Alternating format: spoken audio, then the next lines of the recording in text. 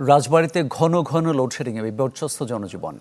দিনে 4 থেকে 5 বার বিদ্যুৎ চলে যাওয়ায় ব্যাহত হচ্ছে ব্যবসা বাণিজ্য। দুর্ভোগের শেষ নেই এইচএসসি পরীক্ষার্থীদেরও। এ বিষয়ে আরো খবর জানাবো আপনাদের। সরাসরি যোগ দিচ্ছেন সহকর্মী সুমন বিশ্বাস। সুমন, দৈনন্দিন জীবন থেকে শুরু করে মোটামুটি উৎপাদন খাত সব জায়গায় লোডশেডিংয়ের বিরূপ প্রভাব পড়েছে। এই সংকট সমাধানে আসলে বিদ্যুৎ বিভাগ কি বলছে? মামুন, বিদ্যুৎ বিভাগ যেটি বলছে যে তাদের হাতে এই সমস্যার কোনো সমাধান নেই। বলছে এটি জাতীয়ভাবেই উৎপাদন কম এবং তাদের চাহিদা অনুযায়ী সেই জাতীয়ভাবে এখানে সেই তুলনায় বিদ্যুৎ সরবরাহ হচ্ছে না, ফলে লোডশেডিং। আমি যদি ভোর 5টা থেকে রাজবাড়ী শহরের কথা বলি, এখন 8টা বাজে 2বার কিন্তু লোডশেডিং হয়েছে এবং শহরের মধ্যে এখনো লোডশেডিং চলছে এবং ব্যবসা বাণিজ্য তাদের এই বিদ্যুৎবিহীন অবস্থায় করতে হচ্ছে। একটি বিষয় বলে রাখি যে শুধু ব্যবসা বাণিজ্য না, চাষাবাদ, শিক্ষার উপরেও এর প্রভাব পড়েছে, লোডশেডিং এর প্রভাব। আমরা যে হোটেলটি দেখছি এখানে কিন্তু যে বিকল্প বিদ্যুৎ ব্যবস্থা ছিল সেটিও কিন্তু দীর্ঘ সময় লোডশেডিং এর কারণে আর কাজ করছে না। আমরা একটু জানতে চাই যে আসলে লোডশেডিং এ আপনার ব্যবসা বাণিজ্যের উপর কি জাতীয় প্রভাব পড়ছে, একটু যদি বলতেন। ব্যবসা বাণিজ্যের আমাদের এত ধাওয়াস যেটা বলার মতো না। আমার মনে হয় আমি 2-1 দিনের মধ্যে কর্মচারী অর্ধেক বাদ দিয়ে দেবো, কারণ আমার দোকান চালাতে পারছি না বিদ্যুতের কারণে। এদিকে বিদ্যুৎ থাকে না, ওদিকে বিদ্যুৎ বিল আসে ডবল, বুঝলেন? যে কারণে আমাদের খুব খারাপ অবস্থা। আমার সকাল থেকে এ পর্যন্ত 2-3 বার বিদ্যুৎ দিয়েছে, আধা ঘন্টা বিদ্যুৎ পাইছি 5টার পর থেকে।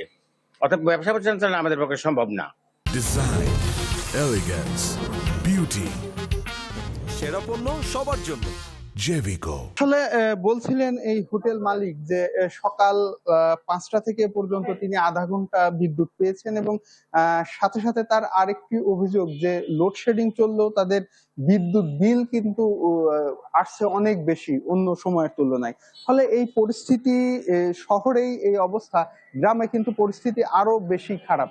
গ্রামে পল্লী বিদ্যুৎ যেটি বলছে যে তাদের যে চাহিদা, সন্ধ্যার পরে সেই চাহিদার তুলনায় অর্ধেকেরও কম বিদ্যুৎ তারা পেয়ে থাকে।